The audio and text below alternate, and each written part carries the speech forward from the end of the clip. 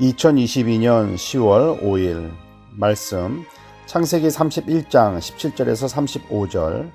제목 위기를 막아주시는 좋으신 하나님. 하나님의 뜻을 정확하게 알았을 때는 믿음으로 순종해야 합니다.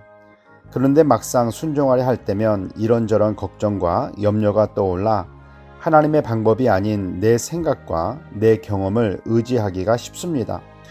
믿음으로 시작했다면 끝까지 믿음으로 나가는 자세가 올바른 자세입니다. 그렇지만 그럼에도 불구하고 연약할 때가 있는데 그럴 때면 좋으신 하나님 아버지께서 도와주십니다. 오늘 본문에서 야곱을 도우시는 하나님의 모습이 그러합니다. 하나님께서 야곱에게 아버지 집으로 돌아가라 말씀하셨고 아내들도 야곱의 말에 따르겠다고 했습니다. 아내들에게까지는 담대하게 말했는데 삼촌에게 말하려 하니 혹시 보내지 않으면 어떻게 하지? 아내들은 딸들이니 아내들과 자녀들은 살려주고 나만 죽이면 어떻게 하지? 고민이 되었습니다. 야곱은 삼촌 몰래 도망하기로 결정했습니다.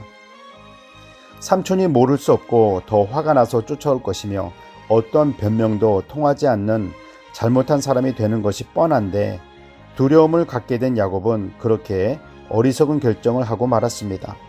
믿음은 손해보는 것 같고 때로는 죽음으로 인도하는 것 같은데 그 길은 생명의 길입니다.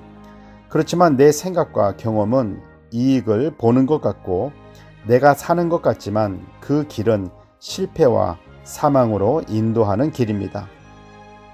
삼촌이 양떼들의 털을 깎으러 갔을 때 야곱은 모든 재산을 챙겨서 길을 떠났지만 3일 만에 그 소식이 삼촌에게 들려졌고 삼촌 라반은 그의 형제들을 거느리고 7일 만에 야곱이 있는 근처에 다다르게 됩니다.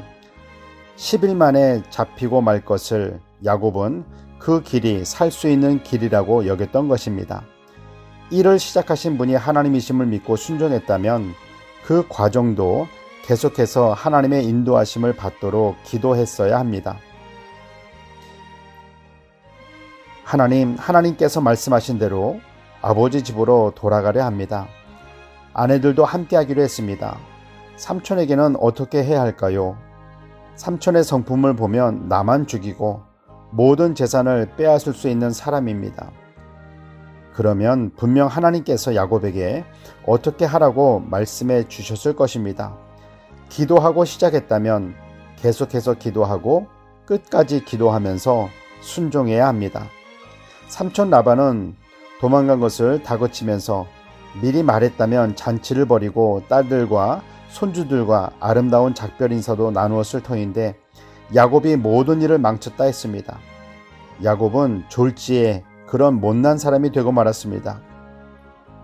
내가 너에게 죄를 물어 강제로 빼앗을 힘이 있었지만 너의 하나님께서 나에게 말씀하시길 야곱의 일에 있어서 잘하고 잘못된 것을 따지지 말라 하셨기에 따지지는 않겠지만 왜 나의 드라빔을 훔쳐갔느냐며 내놓으라 합니다.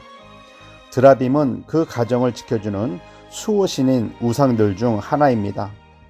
삼촌은 하나님의 역사를 경험하면서도 우상을 찾으려고 애썼고 낙타 안장에 깔리고 자기가 깔고 앉는 그 힘없는 우상을 소유하려고 훔치고 도둑질하는 라헬의 모습이 참으로 어리석어 보입니다.